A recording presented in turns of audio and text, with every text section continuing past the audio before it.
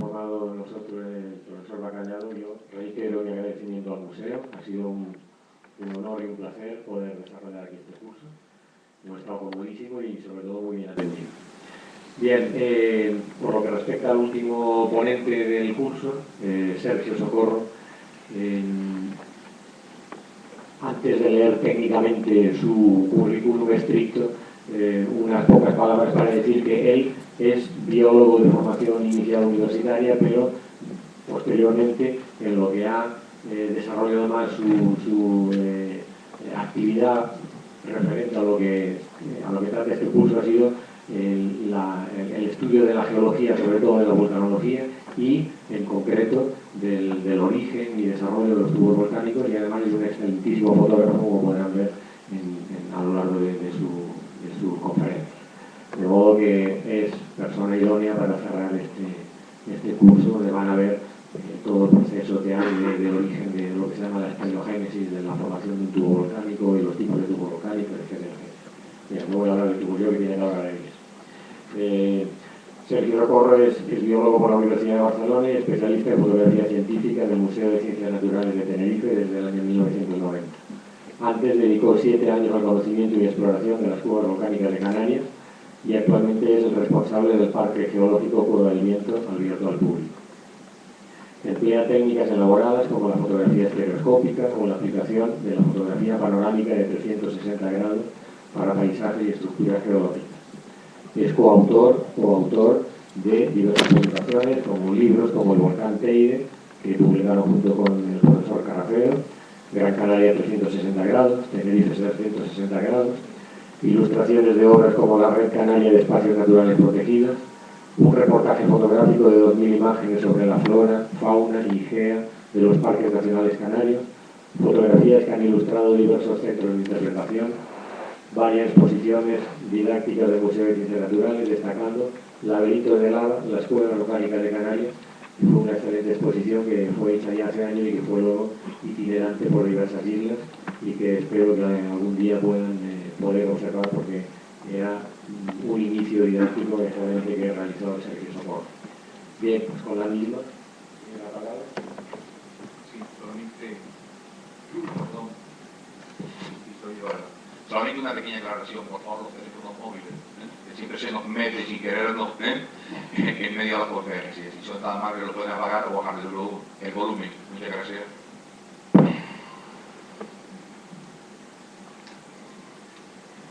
Bien, sí. ¿Se oye? Sí. Bueno, antes de empezar a coger carrerilla, me van a permitir que dedique un par de minutos de agradecimiento y de resumir la historia del comienzo de todos estos trabajos espeleológicos. De entrada, empecé digamos, por mi cuenta y riesgo, y con la ayuda y la paciencia de mis padres, digamos, y su confianza. Y luego, pues, poco a poco, pues, se inició la línea de investigación espeleológica que ha liderado el profesor Pedro Romí, el que me presentó, que ha sido además el director del curso. Digamos que me incorporé pues también a su grupo, y entonces tuvimos la posibilidad de participar en una serie de proyectos por todas las islas, bueno, por varias islas en las que se estudió los tubos volcánicos en general. Como anécdota, digamos, esto era en la época, estos son los parches que me hacía mi madre, y en las rodilleras pues también hay unas rodillas acolchadas para poder avanzar en todos estos lugares. Aquí estamos con Pedro Romí en la cueva de Don Justo y José Luis Esquivel, que intervino también hace un par de días. También la foto que puso Alfredo antes. Aquí estamos en la Casa Forestal del Hierro, que recientemente han remodelado y se sigue utilizando para trabajos de la naturaleza. Aquí nos disponíamos a entrar en la cueva de Don Justo, que es una de las, ya la explicaremos luego, es de las más, siempre la dejamos para el último día, porque luego teníamos garantizada una semana de agujetas, ¿no? Están todos con sus rodilleras, coderas, y era la época al comienzo con pocos medios, que hasta llevábamos carburos de mano, ¿no? Luego ya hemos ido, y cascos de obrero, y íbamos también al final pues ya con sistemas más modernos que poco a poco fuimos consiguiendo. Ya después, en el museo, pues antes de estar en la plantilla, pues presenté un proyecto para hacer la exposición esta de Laberintos de Lava, ya cuando era José Bacallado, Checho, director, que es el otro codirector de este curso. Es una exposición en la que se hace un recorrido de todas las cuevas, de las principales cuevas de Canarias, con una serie de paneles que tienen también un sistema de visión estereoscópica, es decir, en el que se pueden ver imágenes en relieve de las distintas formaciones volcánicas. Digamos que la mayoría de las fotografías que les voy a presentar las tomé con dos cámaras en paralelo para poder verlas tridimensionalmente, ¿no? Que son las que, digamos, ilustraban o formaban parte de esa exposición que les acabo de explicar. Pues muy bien. También un pequeño recordatorio del compañero Juan José, que falleció, como también se señaló anteriormente. Eso también corresponde a las etapas iniciales. Aquí Juanjo se puso mi casco, es el primer modelo que salió al mercado de casco eléctrico. La batería me la ponía en la mochila y es con una lata de colacao y la linterna y tal. Entonces, claro, como había que descolgarse en este lugar, pues el sistema normal con la llama pues podía quemar la cuerda y estaba un poco temeroso Juanjo y dijo, bueno, pues déjame tu casco. Y él bajó con esto. Bueno, pues después de estas anécdotas iniciales, aquí participando en una visita en una cueva en Burgos, este es el compañero Juanjo aquí. Y entonces sí, vamos ya a entrar en materia. Después de estos trabajos ya iniciales, porque han surgido otros proyectos, también con Pedro Romí, para la Red Canaria de Espacios Naturales, en la que pues, salió, por ejemplo, pues esta obra en la que se recogen las investigaciones del equipo de Pedro Romí en lo que es el complejo de la Cueva del Viento. Pues nada, sin más, entonces sí vamos a entrar en materia. Digamos que la lava que sale de los volcanes es un fluido, digamos, con una gran cohesión interna, y no todas las lavas, digamos, sirven para producir tubos volcánicos. Estas enormes coladas de lavas características de las cañadas del Teide, en las que se ven enormes ondas de empuje, aquí tienen una carretera, pueden ver la escala. Este tipo de lavas son muy viscosas y en ellas no se podrían producir tubos volcánicos. Aquí tenemos otro ejemplo también con grandes ondas de empuje. Digamos que si comparáramos tres fluidos, por ejemplo el agua, la mantequilla o una mermelada, la lava se parecería a la mermelada, ¿no? Ya saben que si pudiéramos tener aquí un cubo de agua y la soltáramos con un sistema magnético, pues el agua lógicamente se derramaría, la mantequilla permanecería con su forma si estuviéramos a temperatura ambiente, y la mermelada pues fluiría un poco, y si estuviera con una cierta pendiente, pues la mermelada podría escurrir, pues también dependiendo si paramos el bote, si paramos de derramar mermelada, pues casi seguro que la mancha de mermelada se quedaría parada incluso en una pendiente. En cambio, si seguimos derramando más mermelada, el empuje de la que va cayendo le sigue produciendo un movimiento en la masa. La lava se comportaría, digamos, como el tipo de fluido, digamos, que es la propia mermelada, ¿no? Viendo las enormes coladas que hay en las cañadas, bueno, iba a darle al... Fíjense, vuelvan a compararlo aquí con la carretera, estos enormes arcos de empuje, estas son unas lavas que van al llano Lucaca, pues lo mismo que les acabo de decir, necesitas un empuje, necesitas que se siga derramando lava, que vaya empujando para que ésta se mueva. Si cesara la erupción, la lava quedaría posiblemente ya detenida. Este tipo de lavas, además muy viscosas, es frecuente que produzca enormes bloques, dado que lleva muchas masas solidificadas en superficie. Y entonces todo este tipo de lavas que hemos visto no producirían tubos volcánicos.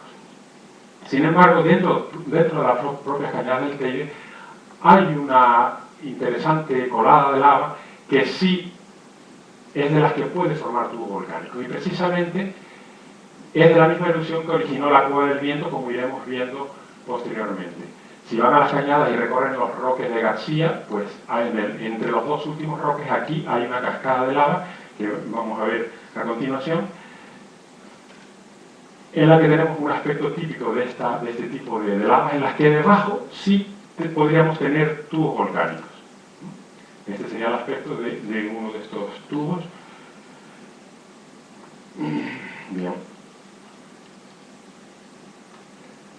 Las lavas basálticas, que son las que pueden formar tubos, como estas que acabamos de ver, también tienen dos formas de moverse. En estas, en las que toda la colada se mueve al unísono, digamos como una masa, como una especie de tren en el que las escorias vieron que se iban cayendo del frente y pasando a la base de la colada.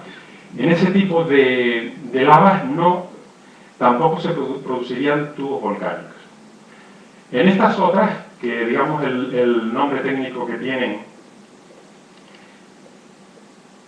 serían flujos de lavas pajoejoe, bueno, un término hawaiano en el que no nos vamos a meter aquí, ya ven que el comportamiento es completamente distinto. Este es digamos, la presencia, por ejemplo, de estas rugosidades o este tipo de superficies más o menos lisas, como las que acabamos de ver en el fragmento de vídeo anterior, son las que nos inducen a pensar, o si vemos esto sobre un terreno, pues podemos pensar que debajo sí hay tubos volcánicos, siempre que tengamos este tipo de aspecto de lavas.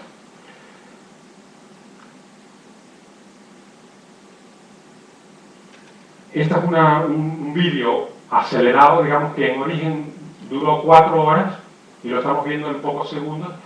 La masa de la colada de lava también se está hinchando como si fuera un bizcochón. Digamos que esto le está llegando lava por debajo, de que le viene de la zona del volcán, y este no tenía que haber pasado. A ver. Bueno, sí, claro, está. Bueno, pues esto, digamos, es una imagen previa para introducir el tema. Vieron que se inflaba la masa de lava. Luego lo veremos con más detenimiento. Y ahora sí vamos a empezar a hacer una primera diferenciación de dos tipos de tubos de lava. Los que se originan a partir de un único canal de lava y los que, para entendernos, vamos a llamar laberínticos y vamos a diferenciar de los de canal. ¿Vale? El tipo de canal de lava es el más sencillo de entender. Estos serían, por ejemplo, unos canales de lava viscosa que salen de las faldas del Teide, pero son de las otras que hablamos antes, de las lavas viscosas que no forman tubos. En cambio, este pequeño canal en el hierro podría haber derivado a formar un pequeño tubo volcánico. Aquí lo tenemos casi cerrado, por ejemplo, y también si vemos este pequeño vídeo, pues veremos su funcionamiento. ¿Vale? También, digamos, hay como rebosamientos. Esto también duró 1 hora y lo estamos viendo en pocos segundos, ¿no? La costra del canal puede, digamos, puede unirse de lado a lado y formar una costra que aísla térmicamente. El factor clave para que se forme un tubo volcánico es que haya un aislamiento térmico. De manera que una vez tienes la costra, el fluido puede continuar debajo, aislado térmicamente, y cuando acaba la erupción, pues tendríamos el tubo vacío. Aquí tenemos otro ejemplo de canal de lava, con los rebosamientos hacia los lados. Aquí lo vemos en funcionamiento. Y otro ejemplo de una erupción histórica en Lanzarote. Es un canal que empezó con lavas muy fluidas, con los bordes lisos, y terminó a los pocos días ya con la superficie de escoria, digamos, ya muy viscosa por el interior del canal. Digamos que este canal ni siquiera se quedó como canal, quedó relleno de lava, y tampoco, por supuesto, formó un tubo de lava. Resumiendo las fases, pues tendríamos una colada en la que se le puede formar una costra, y cuando acaba el volcán de emitir lavas, esto lo aísla térmicamente, la lava permanece a 1100 grados en su interior, sigue bajando la lava cuando el volcán deja de emitir, y nos queda el tubo vacío al final. Como ejemplo principal de cueva volcánica formada a partir de un canal de lava tenemos la Cueva de los Verdes, que me imagino que la mayoría de ustedes habrán podido visitar en el norte de Lanzarote. El tramo abierto estaría aquí debajo, lo que se llama Cueva de los Verdes, es uno de los tantos jameos, de los 20 y pico jameos que hay desde el volcán de la Corona hasta el mar, y luego el propio tubo sigue bajo el mar, porque digamos que se formó hace unos 20 y pico mil años, cuando el mar estaba a algo más de 100 metros de profundidad. Lo que son los jameos del agua también sería parte del complejo, y entre la Cueva de los Verdes y los jameos del agua hay un tramo, que sería la Cueva de los Lagos, que también tiene el suelo bajo el nivel del mar, de manera que ahí también pues, está inundado. Este sería el jameo de la Cueva de los Verdes, y el aspecto de la zona turística, en concreto era la sala del auditorio, aquí ponían antes, hacían conciertos, ahora ya lo hacen en una parte de los jameos del agua. En concreto, el siguiente dibujo, que es de una publicación de Telesforo Bravo, corresponde precisamente a esta sala, a la sala del auditorio. Fíjense que aquí hay como un aspecto triangular y encima realmente tenemos un piso. Luego iremos viendo cómo se forman estos pisos. Digamos que esto sería la sala del auditorio en sí, y encima tenemos, por unión de estas formaciones, que luego veremos lo que son, arriba tendríamos otro piso. Este es otro aspecto de la Cueva de los Verdes, fíjense que hay dos abultamientos aquí en las paredes que más o menos se repiten simétricamente aquí enfrente. Esto es lo que llamamos cornisas, porque son como cornisas de una casa que sobresalen, y son muy frecuentes verlas en este tipo de tubos volcánicos. Aquí volvemos a ver cornisas y además están recubiertas de yeso. En esta otra fotografía, en la curva, hay una cornisa, parece que en el lado de la derecha no hay. Vamos a subirnos ahora a esta cornisa, aquí arriba, y vemos que es mucho más ancha en la concavidad que en la convexidad, ¿vale? Esto es debido a la fuerza centrífuga. Ustedes piensen cuando van en un coche que al dar una curva pues se tienden a ir hacia el lado digamos de la concavidad, de manera que también la lava se va, al ir moviéndose por aquí, se va en gran parte, hay una mayor fuerza hacia la concavidad, y es por lo que ha crecido mucho más que en la convexidad. Aquí tenemos la sutura de dos cornisas, aquí habría un piso encima, otra sutura en la Cueva de los Lagos, o sea, estos son dos cornisas unidas, arriba habría otro piso. Una cornisa rota en la que se ven como capas, esto está formado como si fueran una sucesión de capas de cebolla, aquí las volvemos a ver, y también las dos cornisas unidas y sus capas. Esquemáticamente sería, digamos, un proceso en el que la lava oscila, sube y baja en una serie de, digamos, respecto a una altura, y cada vez que sube y baja pues va dejando una capa, y esto pues se va engrosando y aumentando de espesor.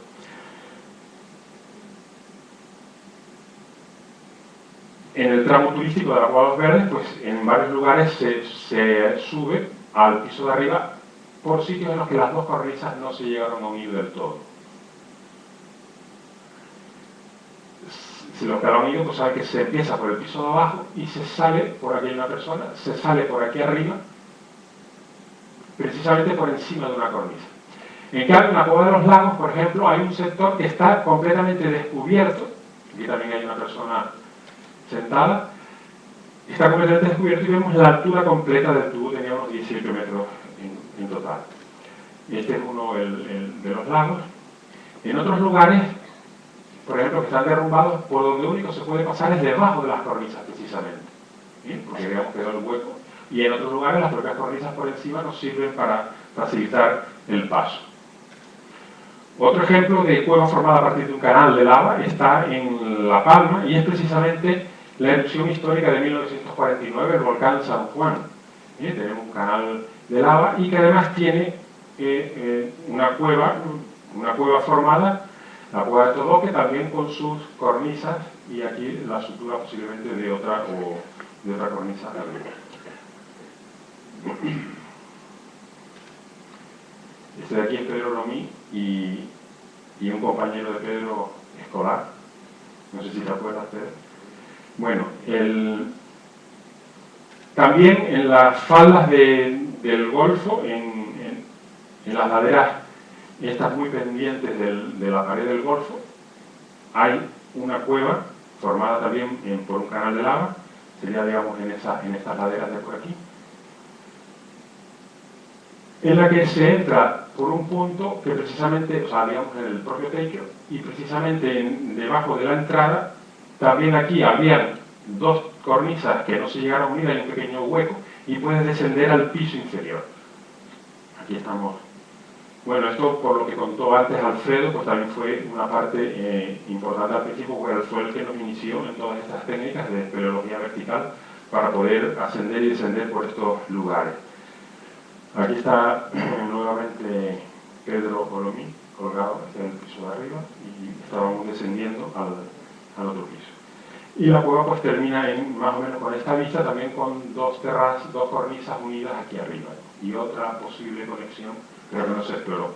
Ahora vamos a pasar al un caso digamos opuesto, que sería una cueva laberíntica, la cueva de los verdes, perdón, la cueva del viento, pero simplemente para conectar lo que es las terrazas que les he hablado con una formación equivalente en la cueva del viento, que serían, digamos, estas pequeñas estrías que marcan sucesivos niveles que fue teniendo la lava. Digamos que si la lava se estabiliza a una altura, pues media hora o minutos, pues va dejando unas marcas. Si es mucho más tiempo, pues pueden formarse cosas parecidas a las terrazas que hemos visto.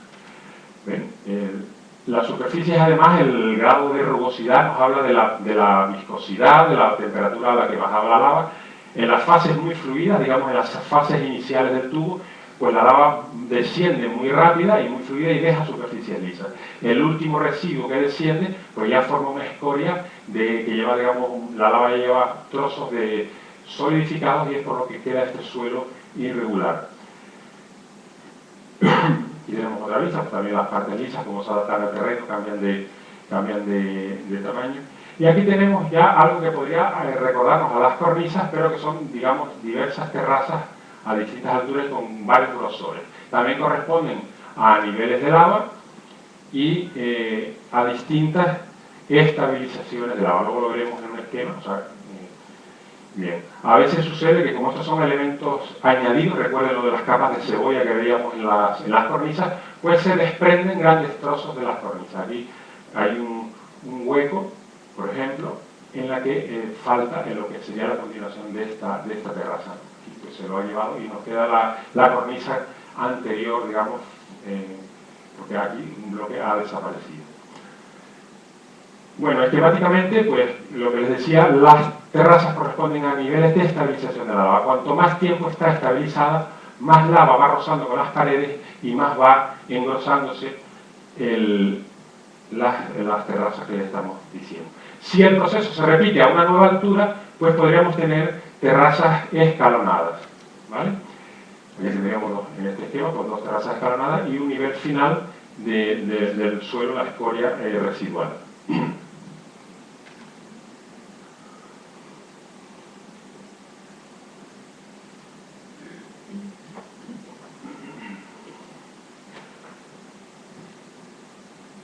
Bueno, pues nada, vamos a simplemente antes ver varias imágenes de terrazas en la cueva del viento. Aquí en concreto la corriente, digamos, bordeó este obstáculo, un bloque que se había derrumbado y se quedó aquí pegado, pues la corriente le pasó por los dos lados. Una cosa similar a lo que comentamos de la fuerza centrífuga, o sea, en la concavidad la terraza ha crecido muchísimo más que en la convexidad. Lo mismo que aquí, tenemos dos concavidades en las que ha crecido más la terraza. Volvemos a tener cosas parecidas a lo que vimos en la cueva de los verdes, dos terrazas que han crecido mucho y estaban casi unidas en el otro caso, y aquí están más separadas. En este otro punto están unidas y es un paso en el que hay que ir bajo dos terrazas. Lo que comentó antes Alfredo de la puñetera, pues también es debida a la unión de dos pequeñas terrazas muy bajas y solo se puede continuar debajo de esas terrazas, ¿no? Aquí en cambio las tenemos pues mucho más abultadas en la cueva de San Marcos, que forma parte también del mismo complejo de la formación geológica que la cueva del viento. Bueno, pues pues vamos ahora realmente a entrar en materia para ver los tubos más complejos, que son los laberínticos. Digamos que el canal de lava era más sencillo, habíamos hablado de una colada fluida, formación de una costra que aísla térmicamente, y cuando la erupción concluye, pues la lava del interior del tubo sigue bajando y nos deja vacío el conducto. En cambio, las laberínticas, como la de la Cueva del Viento y otros ejemplos que iremos viendo, pues es un proceso un poco más difícil de entender. Y para ir comprendiéndolo con más facilidad, los vamos a subdividir en tubos laberínticos, en lagos de lava, lagos entre comillas, y luego los propiamente laberínticos. ¿Vale? Entonces, para hablar de los lagos de lava, vamos a comenzar con un ejemplo en Lanzarote. Bueno, este es el aspecto típico, ya lo habíamos visto antes, de estas coladas. Decíamos que se formaban lavas cordadas o superficies lisas, y cuando hay una cierta pendiente, pues tiene este aspecto, ¿vale? Sin embargo, en el ejemplo que vamos a ver ahora, o sea, aquí debajo podrían haber tubos volcánicos, ¿vale? De los laberínticos en sentido estricto. Pero vamos a empezar con algo parecido, pero en una zona muy llana, en el centro de Lanzarote, en la que la lava no tenía pendiente prácticamente para moverse, y lo que hizo fue ir acumulándose en la enorme llanura central de Lanzarote, de manera que solo había un pequeño punto en dirección a Mosaga por la que este lago de lava pudo ir drenándose, ¿vale? Entonces comenzaremos con este ejemplo para comprender mejor el fenómeno. Lo que les estaba diciendo, pues aquí en el centro de Lanzarote fue una de la fase final de la erupción de Timanfaya de 1730 al 36, pues digamos las últimas emisiones de lava fueron precisamente las que dieron lugar a este lago que les estoy explicando. Es una enorme extensión llana, como ven, y tiene irregularidades, hay como pequeñas hundimientos, y a veces son auténticos desplomes bastante grandes, que realmente en este caso corresponde aquí a una cueva que se desplomó, o sea, debajo habría el tubo volcánico. Todo esto fue lo de Timanfaya, y esta zona fue más o menos aquí en el centro, por Mazdache, y la lava se dirigió luego en la zona por la que había una ligera pendiente, fue en esta dirección, hacia Mosaga, y luego en este punto se dividió en dos, un ramal hacia Famara, que esto, por aquí está todo lleno de arena, y otro ramal hacia Recife. Aquí es precisamente donde César Manrique se construyó la casa, que era la actual Fundación César Manrique. De manera que la diferencia aquí es más o menos llano y aquí hay una ligera pendiente. Luego veremos que el aspecto de la lava en la pendiente es distinta a la del lago. Volvemos a ver el lago con la zona de flujo. La poca pendiente era hacia allá, hacia Mosaga, como les decía. Otro aspecto del lago de lava. Las placas, enormes placas que se fracturan, y incluso por ejemplo, aquí la lava intentó salir por una de estas fracturas y se quedó aquí soldando y sellando por completo el borde de este trozo de la placa del lago de lava. En otros lugares, como en Mosaga,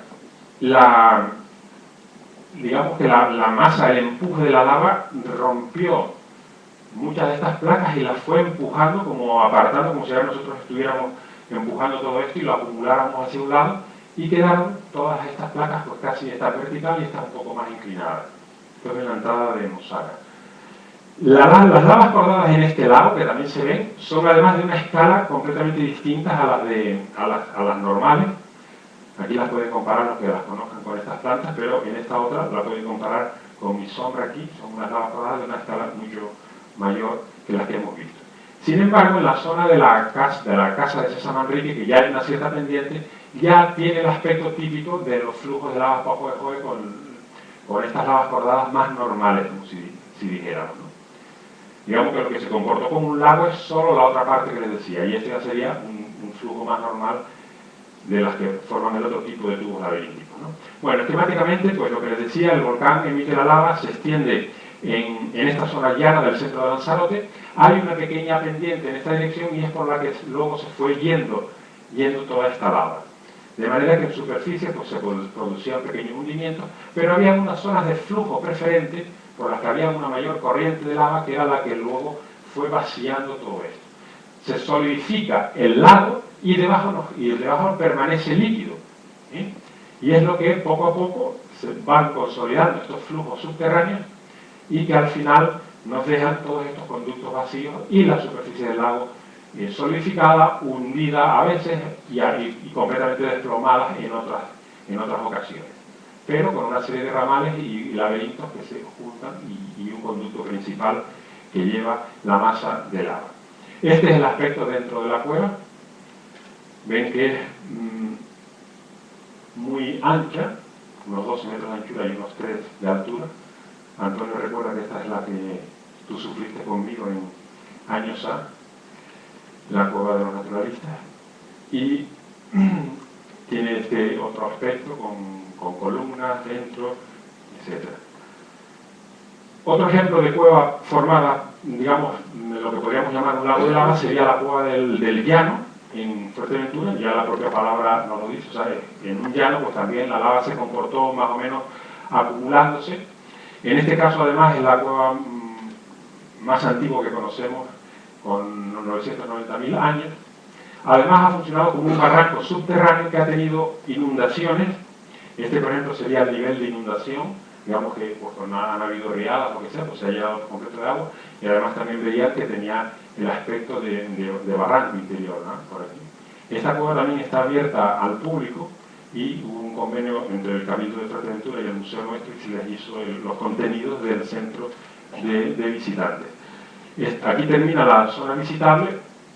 Digamos que esto, como ha funcionado como un barranco subterráneo, pues los sedimentos, el lodo, el barro, pues se ha ido acumulando y a partir de un punto lo que ocurre es que el barro pues llega al techo. Y de todas formas, a partir de aquí, pues ya no. Eso sería como la cola de la presa, en la que ya a partir de este punto ya es todo la acumulación de los lodos, ¿no? Además, en la zona profunda es donde vive el mayordomo Lurrandoy, que comentó también Pedro Romí, esa era una foto de él.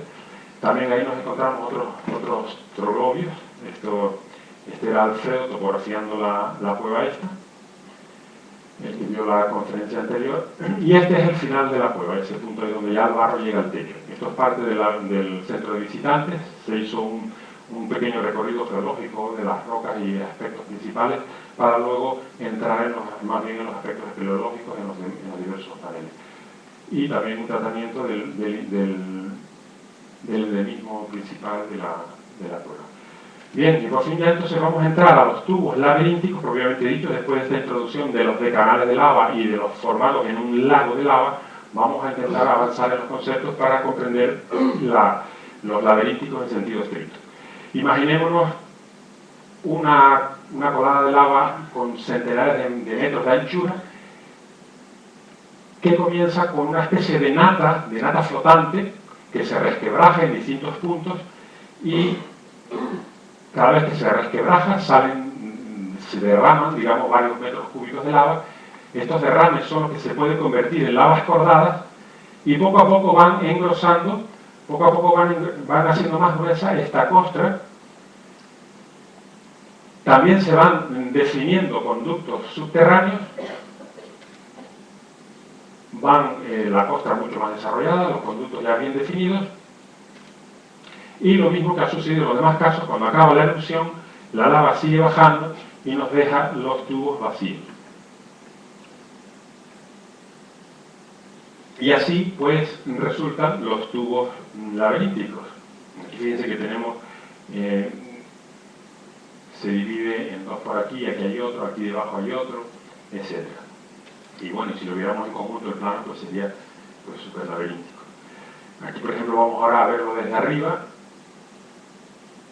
Desde arriba tenemos un tubo lateral, y este tubo lateral, bueno, ya es un ramal, lógicamente. Cada vez que la lava del tubo principal se derramaba hacia aquí, pues iba dejando en cada derrame un surco de estos en el suelo. Y esto en la parte que tenemos abierta en la cueva del viento también hay un fenómeno idéntico a este que estamos ilustrando aquí. La cueva del viento, las lavas que la formaron fueron precisamente la primera erupción del Pico Viejo, que saben que es este chichón que le salió aquí al Teide, digamos. Es un cráter de 800 metros de diámetro, a unos 3.100 de altura, el borde del cráter. y derramó lava hacia el interior, o sea, la primera fase de Pico Viejo, derramó lava hacia el interior de las cañadas, hacia el oeste, digamos, hacia el oeste, hacia Playa Santiago, y luego también hacia el norte, que sería esta zona donde está el Pico de los Vinos y donde está la cueva del Viento. Aquí lo vemos sobre el mapa. Este es el cráter del Pico Viejo que acabamos de ver. Como esto ocurrió hace 27.000 años, en 27.000 años han habido muchas otras erupciones que han ido tapando las lavas originales de esa primera fase del Pico Viejo. De manera que las manchas que hay actualmente, digamos los afloramientos que son visibles, pues son estas manchas rojas por aquí desperdigadas. Todas estas son las del interior de las cañadas del Teide, estas son las que descienden hacia Chío y hacia Playa Santiago, y luego en la zona de Todos los Vinos, pues en este manchón es donde está la Cueva del Viento, la Cueva de San Marcos y otra serie de cuevas que también hay en la zona. Esto corresponde a una reproducción del centro de visitantes, de uno de los paneles que tenemos en el centro de visitantes, en donde se inicia la ruta, digamos, con este panel pues se le dan una serie de conceptos iniciales para luego entender mejor el recorrido de la cueva. Esto también corresponde a esta topografía, está también en el centro de visitantes, es una cueva muy compleja, con 3 pisos sobrepuestos, que no nos vamos ahora a entretener en todo esto. Aquí lo vemos más en detalle, esta parte. La zona visitable es este tramo aquí, esta parte, vamos a ver esta zona. Bien, hasta ahora hemos visto, de la Cueva del Viento solo hemos visto tramos del nivel intermedio. Les he dicho que son 3 niveles sobrepuestos. Es como si hubiera 3 pisos uno encima de otro. En cada piso se formó un laberinto independiente. Luego hubo, digamos que hubieron como fases distintas de esta erupción del Pico Viejo que pudo durar hasta varios años. No se ha podido calcular el volumen porque está casi todo tapado por los 27.000 años, pero pudo tener, digamos, diversas fases o vicisitudes, de manera que se formaron 3 laberintos independientes uno sobre otro y se conectaron en ciertos sitios, ¿no? Pues bueno, hasta ahora solo hemos visto imágenes de los tubos intermedios en las que entra mucha agua cargada de sales, etc., ¿no? Aquí por ejemplo hay unas grietas y todo con sales a los lados. Y también en muchas ocasiones pues está bañada por la propia lava, es decir, la lava puede haber llegado al techo del tubo y al llegar al techo, cuando luego vuelve a descender, pues se te queda una masa líquida pegada al techo que luego tiende a colgar y formar estas estalactitas como si fueran puntas que caen hacia abajo. Pero explorando otros ramales del tercer piso que son muy estrechos, como explicó Alfredo antes también, pues en este punto concreto apareció un pozo que conectaba el piso 3 con el piso 1 y se llegó a otro mundo completamente distinto, que es el de la cueva de las galerías de los ingleses, que también explicó Alfredo antes, en las que, digamos, la lava ni siquiera llegó a bañar todo el tubo, no bañó el techo, y vemos un auténtico corte de un flujo de lava bajo Ejoe, ¿no? Con sus típicos lóbulos y pequeños tubos volcánicos en su interior, etcétera, etcétera, ¿no? Y además, en este caso, recubierto por digamos, una superficie vítrea, un vidrio volcánico dentro pero muy superficial, ¿no? Bien. También en otras partes, en cuevas al lado de la Cueva del Viento, en concreto la de Felipe Reventón, pues se llega a otros lugares en los que se va poco a poco recomponiendo este rompecabezas de tubos y laberintos. Aquí, por ejemplo, vemos tubos a distintas alturas, ¿no? ¿Sí? Ya con todo este rollo que les estoy montando, ya yo no sé si se han perdido, si se aclaran, o... Bueno, aquí tenemos otra vez un ejemplo de un tubo laberíntico pegado en el hierro, la cueva de Don Justo. También volvemos en esta imagen tubos a distintas alturas. ¿Sí? ¿Qué es lo que está sucediendo aquí para que no solo se forme un simple tubo que se pueda ramificar, sino que además dentro de lo que podríamos llamar un piso, a su vez tiene subpisos? Pues este es el quid de la cuestión. Entonces vamos a volver a la película, una que introdujimos antes. Vamos a ver otra sesión de inflado. Vimos antes que si acelerábamos, esto ocurrió en 4 horas, y hemos visto que se ha hinchado. Vamos a volver a ponerlo. Fíjense que ahí se rompe, salen borbotones y se va inflando en conjunto. Si ahora hacemos un corte imaginario en su interior podemos pues también más o menos hacernos una idea de lo que pudo estar sucediendo, ¿no? O sea, tú puedes estar recibiendo el más lava, digamos, que le viene de abajo, y en ese interior se van desarrollando también los tubos a distintas alturas, y lo mismo que sucede cuando acaba la erupción, pues nos quedan los tubos vacíos. O sea, la lava está aislada térmicamente, sigue bajando y nos deja todos los tubos vacíos. Bueno, en la imagen anterior habíamos introducido lo de la cueva de Don Justo, que es otro ejemplo de tubo laberíntico, precisamente en el sur, al lado, por encima de la Restinga, donde ha estado toda la historia hasta del volcán submarino. Y este es el aspecto de la colada en el exterior. Y la cueva esta es la campeona en gatera, ¿no? Esta siempre la dejábamos en las campañas del hierro para el último día, porque luego teníamos garantizada una semana de agujetas en la que ya no nos podíamos mover, ¿no?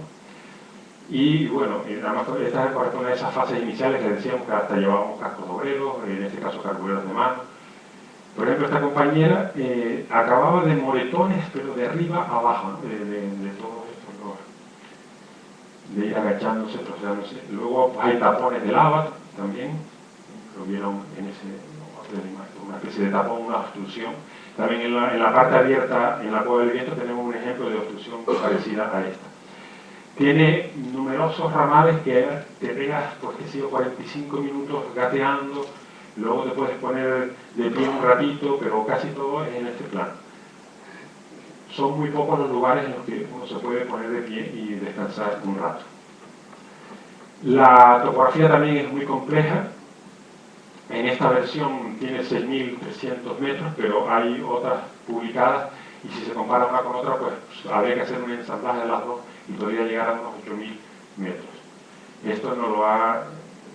Tenía la referencia de que existía una topografía de 7.300 metros, pero nos lo ha indicado aquí uno de los compañeros que ha asistido durante todo el curso y nos dejó, nos dio amablemente también una copia del trabajo que hizo su grupo, y intentaremos recomponer una con otra para ver qué es lo que... porque, por ejemplo, lo que yo decía aquí, este ramal, ustedes tienen aquí toda una zona que no está en esta topografía. Bueno, pues esto, que nada más son 1.360 metros de extremo a extremo, significaba unas 3 horas y media para llegar a esta zona, para empezar a trabajar aquí. Luego, lo que tardabas en volver, o sea, eran sesiones de 10 horas, dejábamos agua en distintos puntos para luego, al regresar, pues tener y no estar cargándola toda en todo el recorrido, ¿no? Por supuesto, era un calor tremendo, muy húmedo, etc. Hay, pues, muchas ramificaciones, ¿no? Tubos a distintos niveles. Aquí tenemos otro ejemplo de tubos a distintos niveles, aquí con óxidos de hierro. Y pequeños, digamos, residuos de una pequeña colada que quedó ahí en un tubito. Y también nos encontramos sorpresas, por ejemplo, esto es un tubo volcánico, un tubito dentro de otro tubo más grande, que además terminaba en una especie de cascada que había aquí, una cascada de lava, que había que descender con los sistemas de despegue vertical, y nos encontramos estas capas de picón, y terminaba en una especie de lago. Aquí terminaba una especie de lago con una serie de niveles de estancamiento, y aquí se acababa uno de los casos más extraños. Bueno, vamos ahora a ver un par de ejemplos de otras cavidades volcánicas que no son tubos volcánicos. Por ejemplo, pues en muchos casos hay pequeñas bocas eruptivas que se han vaciado, o pequeños hornitos, como este se parecería a un hornito, no exactamente el hornito clásico, pero un pequeño. En esta otra es una cima que hay en La Palma. Aquí está el aspecto en el interior. Aquí además, bueno, ya no se conserva la estructura geológica, digamos, los forros de lava originales, etc., ¿no? Pero también en La Palma tenemos otro ejemplo, precisamente una erupción histórica, la de 1646 de Volcán San Martín, que tiene un bonito canal de lava en la parte de arriba, sobre todo, y aquí arriba, aquí en este punto, hay uno de los salideros de lava, una de las bocas, que también se vació en parte y dejó esta chimenea volcánica. aquí, en esta sí observa lo que es todo el forro de lava interior, digamos que al bajar toda la lava, pues dejó este recubrimiento en su interior, como si fuera un tubo volcánico pero en vertical, ¿no? Una chimenea volcánica en este caso. Bueno, esquemáticamente las chimeneas volcánicas en los volcanes basálticos no son estrictamente chimeneas volcánicas, son más bien, digamos, fracturas, enormes fracturas que pueden tener kilómetros de longitud, que luego localmente en la zona bajo una de las bocas eruptivas pues puede ensancharse y, como en estos casos que hemos visto, adoptar la forma de una chimenea, ¿no? Pero no es que esta chimenea se prolongue kilómetros hacia abajo, lo que se prolonga kilómetros hacia abajo serían estas fracturas que la lava va llenando, y en un punto determinado, pues ya al surgir la lava, pues lo va rompiendo, lo va agrandando, etcétera, según las condiciones también de los materiales que atraviesa, pues se te puede, digamos, convertir en una chimenea en sentido estricto. Precisamente otra de las cuevas más interesantes y, digamos, especiales que hemos encontrado es una originada en lo que podríamos decir que es una de estas fracturas rellenas de lava, que luego lo iremos explicando, que es lo que conocemos como diques, ¿eh? O sea, los diques que adoptan, los podemos ver en los barrancos, en los cortes de acantilados, en los cortes de las paredes de los barrancos, o también erosionados en el mar.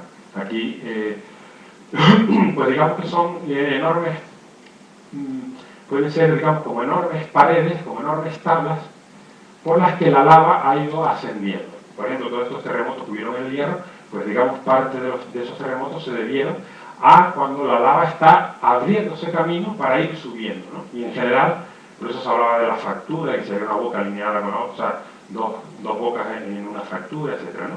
Digamos que la lava está buscando camino, está abriendo el terreno, y eso es lo que provoca parte de los movimientos sísmicos, como les decía, y luego cuando esto alcanza la superficie, pues tienes una boca eruptiva, o sea, un pequeño volcán, ¿no?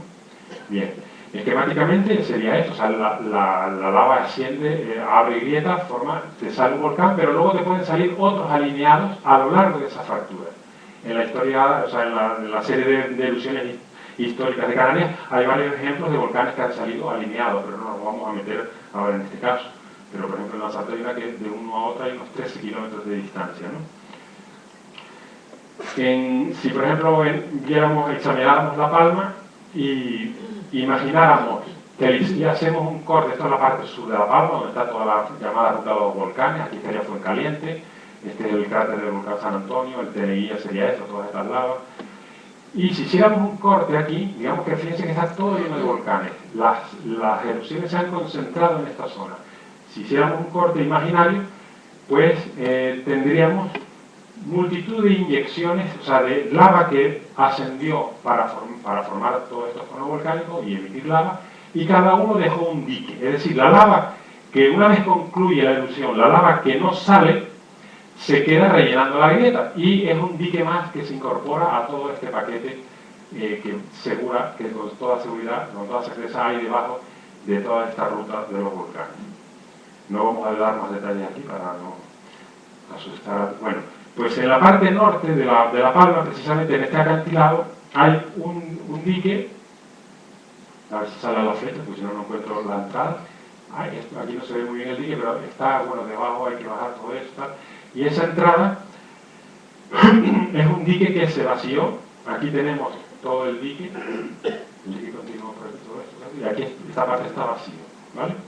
Ahora vamos a verla desde dentro hacia afuera, esta cueva. Aquí está Pedro Romí escarranchado, intentando subir por el suelo de la cueva, del dique vaciado.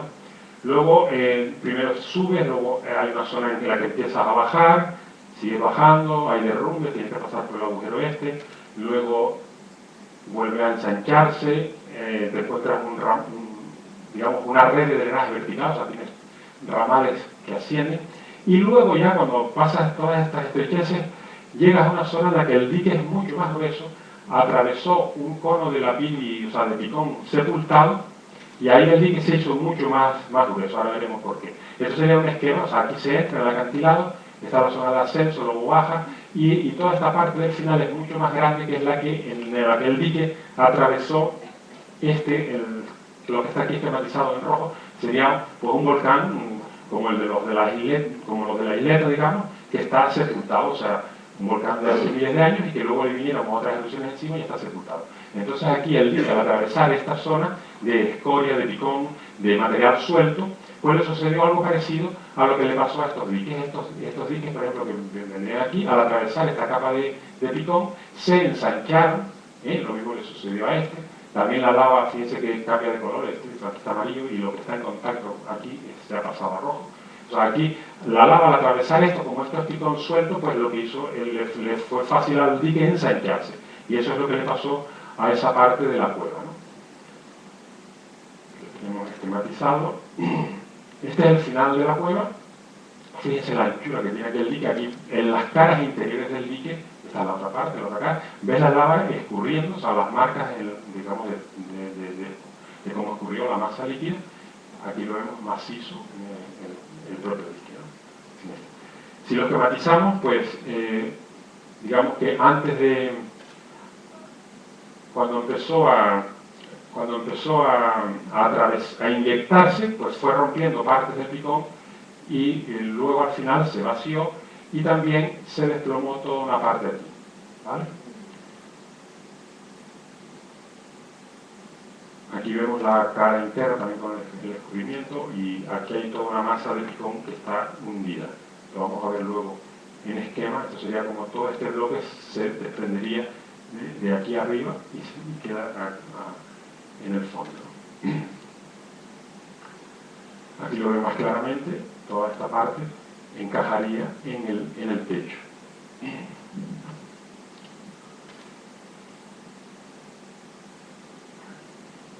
Bueno, y para finalizar vamos a ver unos ejemplos de otras cosas que no son lava, digamos, no todo es lava, pues hay concreciones minerales, las anteriores eran yesos de Lanzarote, estas son de aragonito, aquí volvemos a tener yeso que entra por grietas en la cueva de los verdes, o sea, es el agua que entra cargada con sales disueltas, se va precipitando y deja estos minerales en superficie. Aquí volvemos a tener el yeso cristalizado, como, digamos, parecido a lo que ocurre en la rosa del desierto. En esta otra variante forma como algodones, son cristales microscópicos de yeso. Y el agua, cuando los moja, pues los vuelve a retorcer y adoptan esta forma de algodones, como si fueran algodones empapados, aunque aquí ya están secos. Luego también puede haber de sílice con óxidos de hierro, distintos, depende de las zonas, de las antigüedades. Este es un aspecto, por ejemplo, de la cueva de los verdes, del viento, en la que tenemos la particularidad de depósitos de sílice. Forman además, digamos, estas microestructuras parecidas a las que hay en las cuevas de caliza, pero a una escala muy, muy reducida, ¿no? Y también hay concreciones minerales de otro tipo, en este caso excrementos humanos, que caen de un pozo negro del barrio de la Cueva del Viento. Hay una parte de la Cueva del Viento que está debajo del barrio de la Cueva del Viento, propiamente dicho. Allí volvemos a tener minerales, pero sobre una estructura de lava muy interesante, que va a ser lo último que vamos a ver. Son caprichos de lava en las que, por otro fenómeno, puede volver a gotear la lava. Lo normal, como les había dicho, es que, digamos, en un sitio en el que el flujo de lava dentro del tubo, si toca el techo, lo baña, luego vuelve a bajar, pues luego tiende a escurrir, lógicamente. Entonces este es el tipo de estalactitas de lava más sencillo y más frecuente. Pero si ocurre un fenómeno que parece ser debido al hidrógeno que desprende la propia, digamos, el hidrógeno magmático, en sitios en los que hay derrumbes, se combina con el oxígeno atmosférico, el oxígeno y el hidrógeno, pues ya saben que es un combustible muy importante de alta temperatura, entonces vuelve a refundir la lava localmente y se producen este tipo de estructuras. Estos son más o menos del grosor de un lápiz y luego debajo gotean y en el suelo tendríamos los acúmulos de gotitas que proceden de este tipo de estructura. Fíjense que se han formado precisamente sobre los bloques de un derrumbe, ¿no? Por los que debió entrar el oxígeno de esta formación. Aquí lo tenemos en conjunto. Y también, como caso excepcional, tenemos uno de estos racimos de gotas colgando del propio techo. Todas estas imágenes son de las cuevas de Timanfaya que explicó José Esquivel en su trabajo biológico en una de las ponencias del curso, que es todo un mundo ahí también perdido en la franja de, digamos, todo lo que se ve cuando uno va a Timanfaya, todo lo que ves hacia el mar, que es bastante difícil de explorar, ¿no? Pues esto es todo un detalle también de esa misma formación. Fíjense cómo se retuercen los pirulís estos en los extremos. Y esquemáticamente el cómo se formaron pues pudo ser así. ¿Bien? Digamos, comienza con un goteo copioso en las que van construyéndose las estalagmitas de lava, los racimos de gotas, y luego el propio peso de las estalactitas que van ya al final, o sea, por eso cuando son pequeñas se retuercen, forman esos hilitos, pero ya luego el peso lo que hace es ir como si dijéramos estirando la parte que todavía permanece líquida de esta refusión del techo, las va estirando y luego por eso quedan esas partes rectas en lo de arriba, ¿no? En algunos lugares esta es la formación, la estalagmita de lava toca el techo y se dobla, de forma como lo tendría que haber puesto esa imagen también, pero bueno. Bien, pues luego vistas también en detalle, pues tienen una serie de estrías de flujo muy interesantes sobre la escala en milímetros. Y nada, esta es la imagen final. Muchas gracias por su atención y si quieren hacer preguntas, pues aquí está.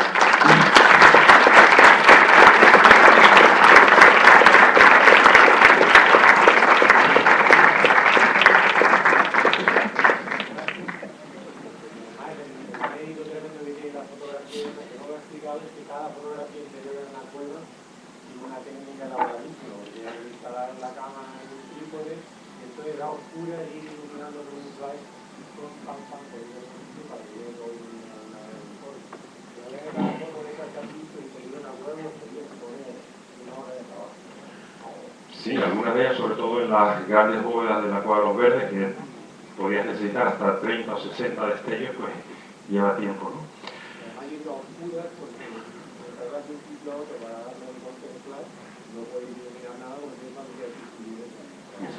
Sí, al principio además se me olvidó decir que, bueno, que todo este trabajo fue a lo largo de los años 80, en la época gloriosa de la fotografía analógica, o sea que luego tenías que esperar a que las diapositivas te llegaran de Madrid.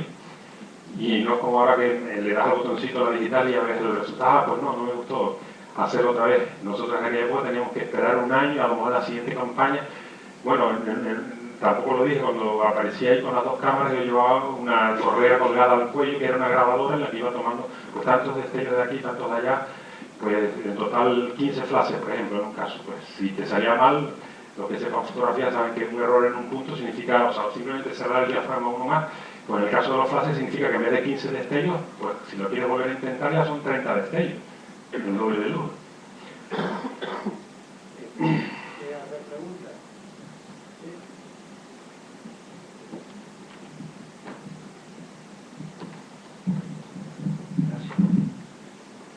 Sí, buenas tardes, gracias por la conferencia.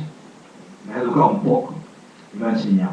Una pregunta, ustedes cuando hablan de, por ejemplo, de Lanzarote, en los alrededores del agua, los cangrejos esos sí que hay, no hablan mucho de muchos de los animales. Y también he visto que en partes de arriba hay plantas. Y no encontraba plantas dentro del volcán, más o menos. Yo es que no tengo idea, más o menos, y le hago esa pregunta. Sí. Otra pregunta. Como ustedes hablan de Lanzarote, Fuerteventura, etcétera, etcétera, no habla mucho de las Palmas de Gran Canaria, etcétera. Es verdad que en la parte del Cofitar, de las Palmas de Gran Canaria hacia Tenerife, hay un gran volcán debajo metido. ¿Tienen ustedes ideas sobre eso? Muchas gracias. Bueno, la intervención mía forma parte de un curso que ha sido desde el martes. Cada día ha habido 2 intervenciones y han habido compañeros que trabajan aquí en Gran Canaria que han hablado sobre todo precisamente de de las especies subterráneas y con un trabajo muy importante nuevo que se está haciendo en Gran Canaria, ¿no? Que fue precisamente la intervención de los dos compañeros de ayer. El tema del confitado, o sea, de lo que son los volcanes de la isleta, sí recuerdo alguna publicación en la que hay unos pequeños tubos volcánicos, ¿no? Los compañeros que intervinieron ayer, pues les podrían hablar más en detalle, pero digamos que Gran Canaria, al ser una isla ya con una cierta antigüedad, al menos en la mitad de la isla, tiene pocos tubos volcánicos. Además, han sido, digamos, no hay muchos recientes, aunque hay estudios nuevos de los últimos 10.000 años, ¿eran, Paco? Bueno, por cierto, Manolo, que tú querías hablar, Paco es el que te puede dar la relación de las erupciones recientes de los últimos 10.000 años. Pues digamos que los pocos ejemplos que se conocen son tubos de pocas dimensiones y muy cortos. O sea, había el máximo que explicó él, era de unos 170 metros, y casi todo su trabajo de tipo biológico lo han tenido que desarrollar precisamente en galerías de agua y en algún pozo también, ¿no? Respecto a lo del jameíto, el cangrejo digamos, los jameos del agua, pues tampoco hemos hablado porque no correspondía a la intervención mía y se ha tratado en parte en otras de las intervenciones. En las plantas en el interior, pues hay cerca de las bocas en lo que es, digamos, donde te llega la luz y la penumbra, y sobre todo se reduce pues a algas, algún helecho muy cerca de la boca, y algas cianofíceas en la última penumbra, ya a unos metros más adentro de la propia boca. Las cianofíceas son esos verdines que se forman en muchos lugares con penumbra, ¿no? Y con suficiente humedad. Con respecto a la construcción de los túneles, perdón, dependiendo de que sean de tipo hawaiano, todo eso viene con una construcción con arreglo a la diferencia de temperatura que van encontrando. Porque para mantener la presión de las cornisas y mantener todo en lo que es la corriente del agua hasta que busque una boca, mantener las temperaturas con arreglo a lo que vaya encontrando. O interviene la apertura de la boca final por la formación del techo. A ver, digamos el que en lugar de formarse las lavas más o menos viscosas, o la película que les puse al principio en la que habían digamos una escoria en superficie, como no les he estado diciendo los nombres, pues ahora no me puedo referir a ellas. Digamos que primero les puse una serie de ejemplos de lavas muy viscosas en las que de ninguna forma pues podría formarse en las condiciones normales, aunque haya algún ejemplo, en las que no podría formarse tubos volcánicos. Pero esto corresponde a una erupción basáltica, este vídeo, una erupción basáltica, pero que tiene más viscosidad, sea porque tiene menos gases, sea porque tiene un poco de menos temperatura, sea porque el caudal, digamos, la masa de lava que vomita el volcán, también influye en que se comporte de esta manera, o sea, como flujo AA, lo que se llama AA, porque también el término hawaiano que habíamos hablado, o sea, digamos, superficie de escoria o mal país, pues el hecho de que se comporte de esta forma o de la otra, esta otra, pues depende de eso, de multitud de varios factores. Gases disueltos, la temperatura, como tú decías, el caudal, ese caudal es difícil de entender, pero digamos que si el volcán emite un montón de lava toda seguida, tiende a comportarse como AA. En cambio, si es más pausado y da pie a que haya pequeños derrames y pequeños flujos como este, si tiene la suficiente fluidez, la suficiente temperatura, pues puede comportarse de esta forma, lo que son los flujos bajo el Joe que pueden dar lugar a los tubos laberínticos. Entonces es un juego complejo de varias variables, incluso la pendiente del terreno también, dadas unas condiciones determinadas. Por ejemplo, digamos, la erupción está a lo mejor de Pico Viejo, la que formó la Cueva del Viento, Si hubiera sido con otra pendiente, a lo mejor esa lava no se hubiera movido de esa manera, porque es una lava, en concreto la cueva del viento, que además tiene muchos cristales en suspensión, o sea, unos cristales que ya venían con el magma. O sea, imagínate que tú a un potaje le echaras gofio, pues cuanto más gofio le echas, más espeso se hace. Pues esa lava de la cueva del viento además tenía un montón de cristales en suspensión que le quitaron viscosidad, pero había suficiente pendiente, pero bastante pendiente en la zona esta, en las laderas del Teide y luego en las laderas de Tenerife, y se formó ese enorme tubo volcánico de 17 kilómetros, que no lo dije, o sea, 17 kilómetros sumando todos los ramales, ¿no? Oficialmente, aunque ya tenemos fotografías y datos de 17 kilómetros y medio. Gracias. Una pregunta pobre aquí.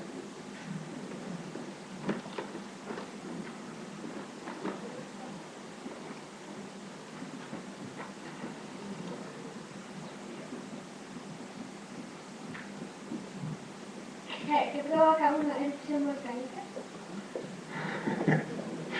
Pues vamos a ver. ¿Qué provoca una erupción volcánica? Digamos, el origen de los volcanes, el origen de la lava, varía mucho según en qué zona del mundo estés, ¿no? En Canarias es una zona, digamos, en la que hay una anomalía térmica de 70 kilómetros para abajo, y hasta 400 kilómetros, digamos que hay una anomalía térmica, o sea, una zona en la que el manto terrestre, que es una especie de plastilina que hay por debajo de la corteza oceánica y de la corteza de los continentes, pues está a alta temperatura, pero en Canarias hay un poquito más de temperatura. Entonces, en determinadas condiciones, que van variando un poco, pues se va, digamos, acumulando magma, o sea, las partes líquidas, digamos, partes de la plastilina que se hacen un poco más líquidas, van subiendo, y si en un momento dado se acumula mucha masa líquida, puede surgir un volcán, que es como lo que pasó en el Hierro. O sea, primero empezó a acumularse debajo, pero a bastante profundidad, de lo que es la propia isla, como si estuviera inyectándose en un sitio así en plano,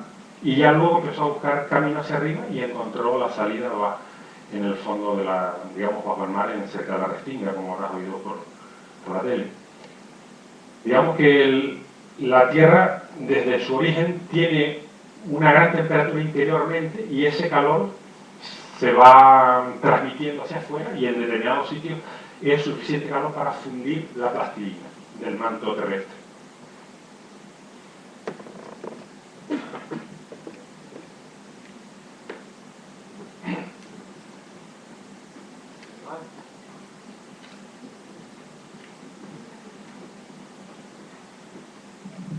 Gracias. Enhorabuena, me ha encantado las fotos alucinantes. Yo tengo una dudita, creo que sé la respuesta, pero si tú me lo ratificas, y quiero que me cuentes algo del agua. Hablaste de la cueva de los lagos de Lanzarote, ¿es agua dulce o agua salada? Es agua salada.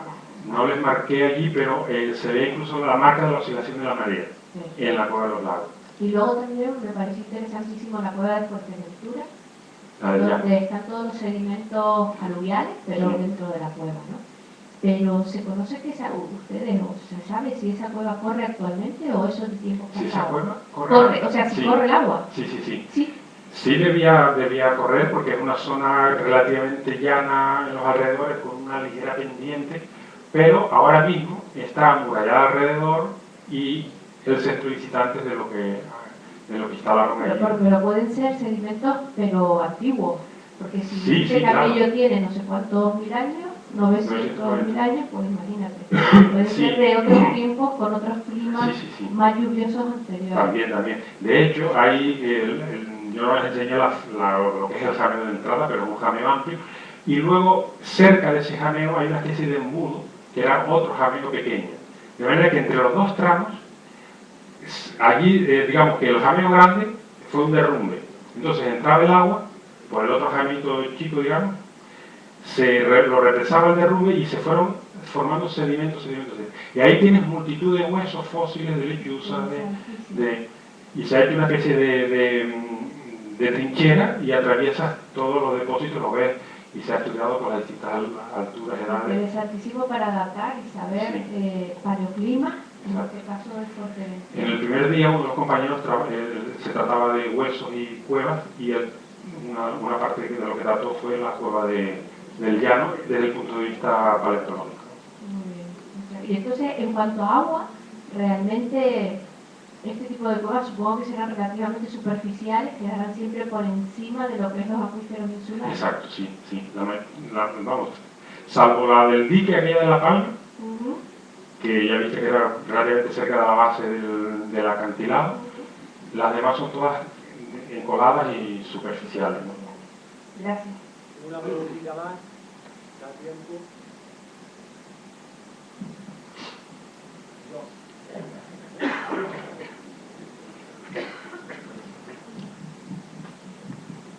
Perdón, que haga a ellos 2 veces de la pregunta.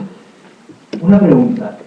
Timafalla, donde va la gente, ahí el turismo que mete, en fin, la hierba y sale el fuego, ¿eso es un volcán que está todavía no explotado o qué idea me puede dar usted? ¿Por qué hay tanto fuego y se asan todo ahí? ¿Se puede dar una explicación? Sí, esa zona de Lanzarote fue la que sufrió la erupción histórica desde el año 1730 al 36. En esa zona en concreto fue desde 1730 al 33, uno de los 3 primeros años de toda esa erupción. Y allí solamente lo que ocurre es que hay un remanente, o sea, una masa de lava, a lo mejor llenando los diques o una colada debajo de otra colada que todavía está caliente, porque cuando tú, de la misma manera que los techos de nuestros tubos hacían aislante térmico, pues cualquier masa de roca, si tú por ejemplo emites aquí una colada de lava y luego le viene otra encima, pero seguida, porque esos fueron 3 años de erupciones, pues lo único que se sabe es que a una cierta, un sondeo que hubo, eran unos 400 grados y pico, ¿era? Casi. Entonces, digamos, es una masa que todavía no ha terminado de enfriarse, pero no es un nuevo volcán. Es una masa de la lava de todo el proceso que hubo que no ha terminado de enfriarse. Nada, muchísimas gracias.